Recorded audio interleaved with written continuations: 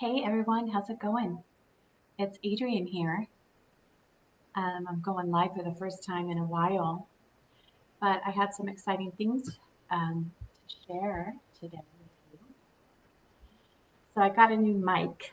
So if you're here, hopefully you can just confirm you can hear me okay. Um, but I'm just going to go. So it's the end of the year, and this is the time in my own personal life and with my friends and colleagues that I really like to invite people into this process with me because I think everything's better when it's shared in community, when things, when you can be seen and validated and acknowledged and part of community. So I titled this talk today, The Wounds Around Self. And that's such an expansive topic that I won't cover it all today, but I just wanted to talk about some key aspects of it. But before I do, I wanted to do some announcements.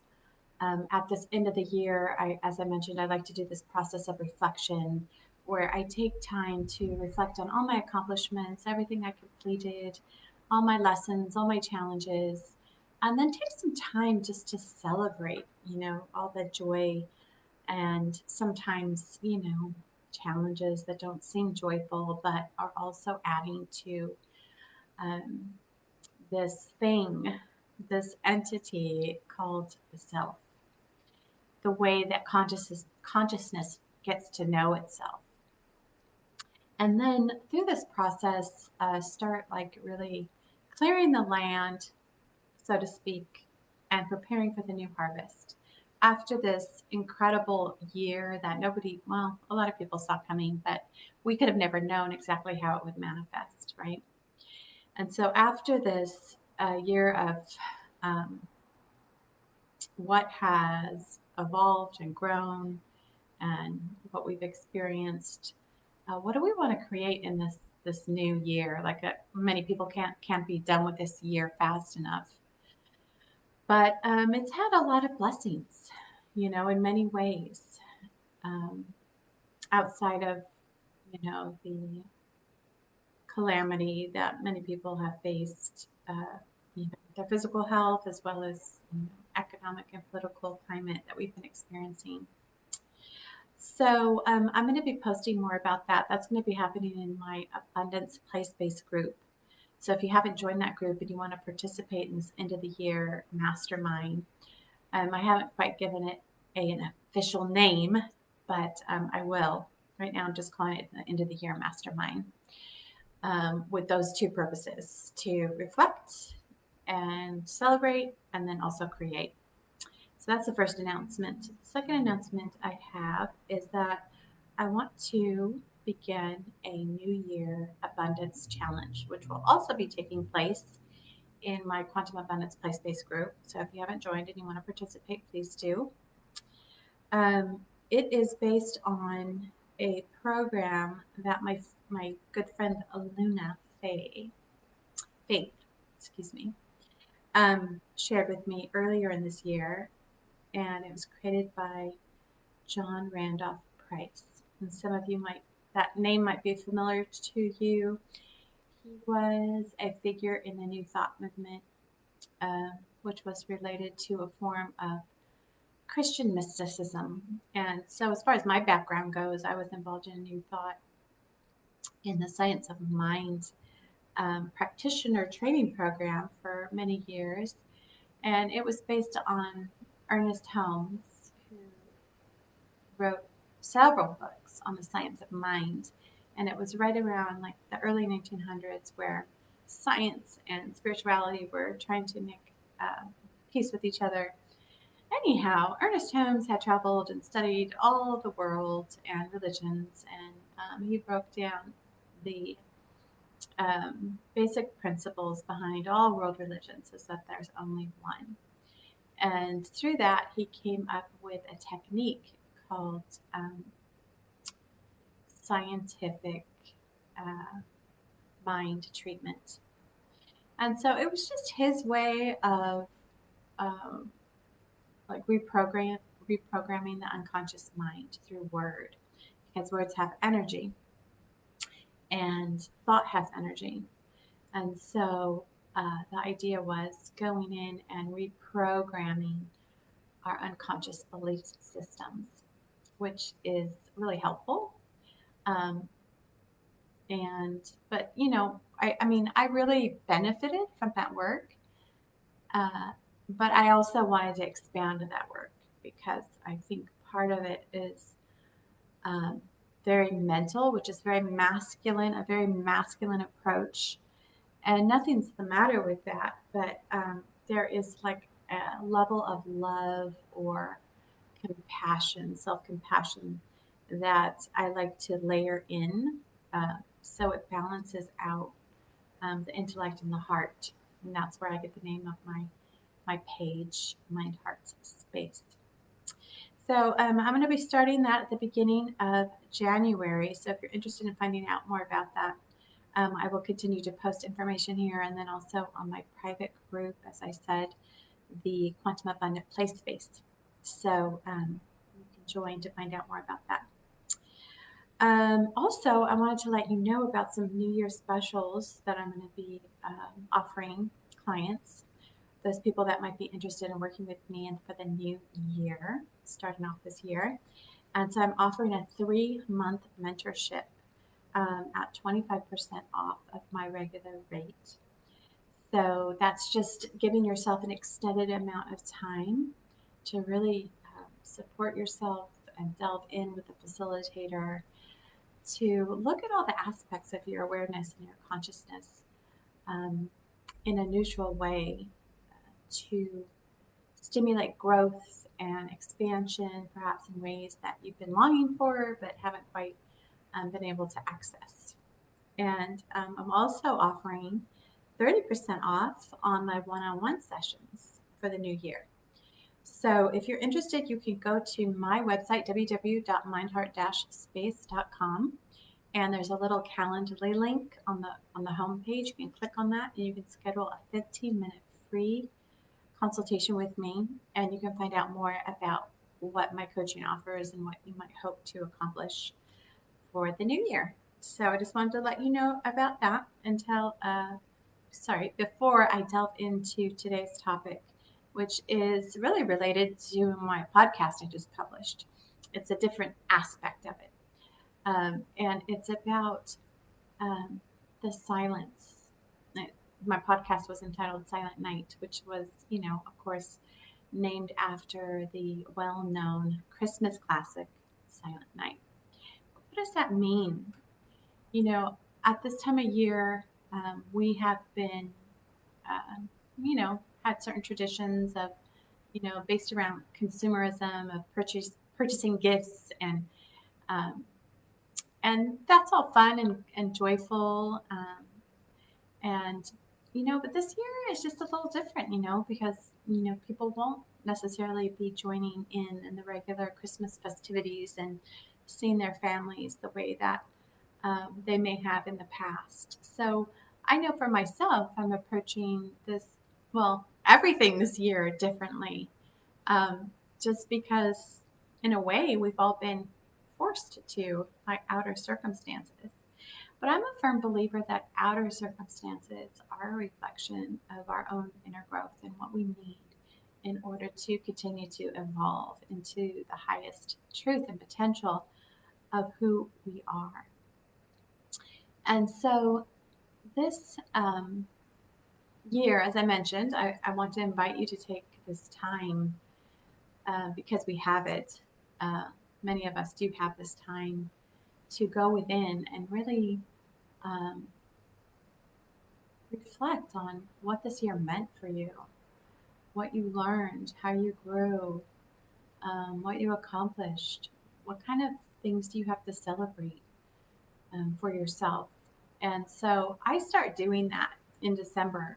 And because I keep, my podcast and my blog and my journals, I have a whole record of my growth this year. And I posted in the description of this video today, once it gets posted, you'll be able to see it.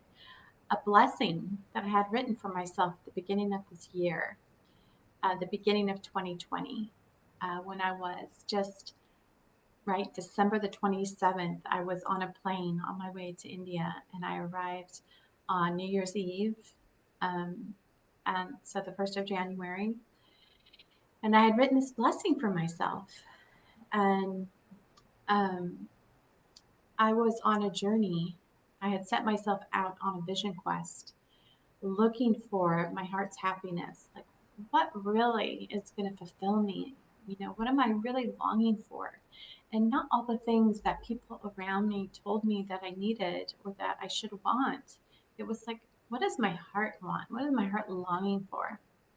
And so in this blessing, I blessed myself and gave myself the permission to actually start this inquiry, which a lot of people honestly never do. They never give themselves this freedom to do. And so, as I did that, I wrote that this inquiry, this blessing was the wishes that I had for myself for this coming year. And it was a longing to come home to myself, to this mythical sense of self. And I'm not talking about the little ego self, which is the self that limits itself, judges itself, criticizes itself, limits itself, like a product of the mind, which I talk about in this week's podcast. But this is a matter of being in alignment with the truth of who you are. And this is really what I've longed for. And it's been happening this year. And it's based on not the laws of man, but the laws of divinity, the laws of creation, the law of love itself. And the law of love itself is the thing holding all of matter together. It's the thing that I mentioned before that holds the planets and the stars in place. It's the thing that grows our hair and our nails and digests our food. Like just this innate intelligence that is about all of creation. And I said that this was going to happen in the silence and in the quiet of the void. And this is the feminine energy that has traditionally been repressed. This is the Shakti. This is the invisible aspect of our consciousness that the ego does not want to acknowledge as real. But it is the place in which we create our lives from. And so this place, uh, this mythical place, which I call the self, which is the real self, has a lot of wounds around it because the ego is a product of separation, and it is the thing that we learned to reject. The ego is the mechanism where we're taught to reject parts of ourselves, like some of the most precious parts of ourselves we had to reject, um, or abandon because they weren't acceptable to the people around us. And so this is the place of perfect peace, of joy, of play, of innocence, of, well, a sense of like that deep sense of well being that nothing can, um, uh, that nothing or no one can take away from you. So this is what I was longing for. And, you know, many people in the circles that I had been inhabiting were not able to have this level of conversation with me. And so it's like, if other people can't acknowledge your reality, what does that mean for you? And so I got to the point where I started, and I can't even take personal responsibility for it, to tell you the truth. It was just so loud and so strong within me. It's the thing that caused me to leave my work, to leave my job, and to start choosing um, health and well being and a sense of adventure and exploration and enjoying my life. and taking care of myself on every level, which I hadn't been taught how to do. I had been taught to force myself, to do things that were good. These were all ego constructs. And so there was a level of um, dullness, a level of, um, unaliveness in me that I have learned to accept and like, just like, well, that's normal. And there was part of me that's like, no, I don't think that is normal. And if it is, I sure as heck don't want anything to do with it. So I had to start trusting myself, and it was just this intuition within me. And you know, I've always, uh, in a way, been called to this, different drummer, I guess you could say, or this far off calling that I have been able to hear. I'm like, do you hear that? Hey, do any of you guys hear that? And everyone's like, no, I don't know what you're talking about, Adrienne. And, there's been times in my life where I listened and I followed it. And there's been multiple times. And so while I would like to take personal credit for that, I just can't. That's just my spirit and my soul moving through me. And so at this time of the year when we celebrate, for many people, Christmas, um, it's really a celebration of return of the light in the darkness. And for me, this isn't a once, I mean, it's symbolic that we do it in the winter on the darkest day of the year. We celebrate the light, and this is symbolized by the Christ child in Christianity. But this is the innocence, our inner child, our divinity that's always within us.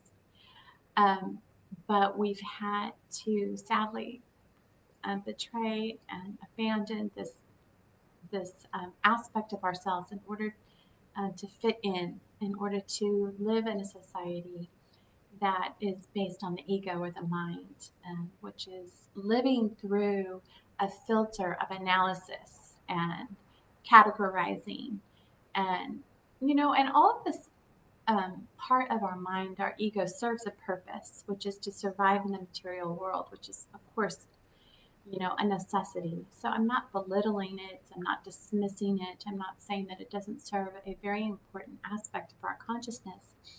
But when we look at the year 2020 and we see 2020 as like perfect vision, how can we see clearly when we're only looking with one part of our existence or one part of our consciousness? We need balance between the yin and the yang, between the masculine and the feminine.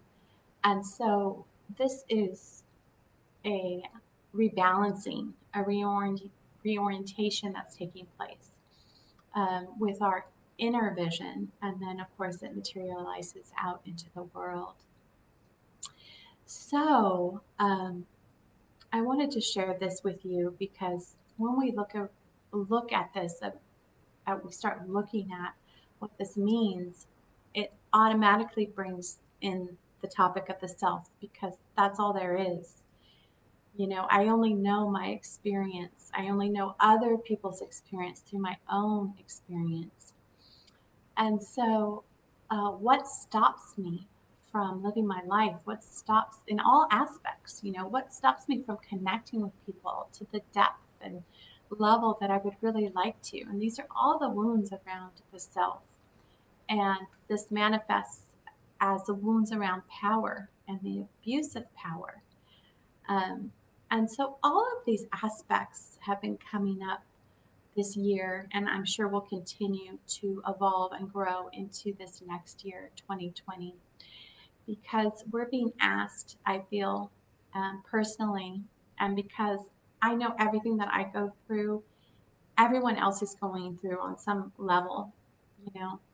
And so for me to uh, revamp my relationship to myself with kindness and compassion, with really honoring the magnificence and the magic of who I am.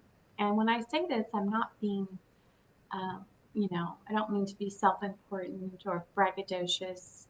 Um, when I am able to honor myself at that level, then all the people around me are able to start acknowledging and celebrating themselves at that level also. And so this is a matter of experiencing a level of freedom and liberty that perhaps many of us haven't had, the ability to do so. And so there's been a lot of talk right now about with astrologers and people that follow the different events in the sky between the greater conjunction of Saturn, who is representing, Father Time, Chronos, the material world, and then Jupiter, which is um, usually historically representative of the divine order or a different order, um, one of um, our highest expression, our highest self, which is not limited by the ego. So these two, um, like I should say, big hitter planets are coming together within less than 1 degree, at 0 degrees Aquarius on the 21st, which is, the winter solstice. And so it has been dubbed as, the conjunction of ages, where these two heavy hitters are coming into the air sign for the first time in many, many ages. And so um, the reason why I mention this is that this is connected or has been connected to the Christ star that the Magi's saw, uh, that led them to the birth of this Christ consciousness or the light of consciousness. And so for me, all of this is just really representative and symbolic of what's happening with the self, as being fully expressed into the light, becoming enlightened, which means beginning to evolve into a new level of awareness of the self in relation to others, and going in and clearing out old programs around, um, what it means to be an individual in this society, and the disconnection that many people are feeling, and what really makes people feel fulfilled and happy and a sense of contentment. And this is the peace which passeth all understanding. And everything that we chase, everything that we want to accomplish or purchase, it's all a product of wanting to have that feeling. And that feeling can't be bought in a store. It can't be, for a very small time, right? For a short amount of time, it can be. But then that feeling wears off. So I'm talking about that feeling um, that we're really longing for. And it's not necessarily a product of the outside world, although it seems like it at times. And we can, accomplish and enjoy that feeling through our outward accomplishments, and but it's fleeting, right? It's a fleeting thing. So I'm talking about that sense of contentment and well-being that comes from the internal source of who you are and cannot be compromised or corrupted by outside sources. So that's what I'm inviting you to take a look at as we begin our descent into the Christmas season, into the silent night, and what exactly that means for you, as well as looking at, this year in review. What did you learn? What did you accomplish? How did you grow? And really taking some time to, cultivate that internal awareness in preparation for the new crop for 2020. What do you want to grow this next year? And like I said, I'm going to be posting about that mastermind that I invite you all to participate with me. It's super fun. We take time to write down all of our accomplishments, everything that we, did, everything we learned, everything, that we want to acknowledge about our life and what was important to do for us, and to do that in a community, to be seen, to be acknowledged, to be validated. And then, like, after that, like, now what? What do I want to create for myself in an abundant way, through play, through joy of that, that innocence, that inner spark, that divine child, which we celebrate every season during the Christmas holiday or this winter solstice. Whether you celebrate Christmas in traditionally Christian way, or what have you. It's celebrated in different traditions in different ways, but it's a celebration of the light, and the light is the truth, right? That guides us. So that's all I wanted to say. Thanks for stopping by. If you did, say hi, leave an emoji, leave a comment. I'm always glad to hear from you, to receive your feedback, and just to connect. So thanks for stopping by. Good to see you. Until next time, please remember what a valuable treasure you are. Bye for now.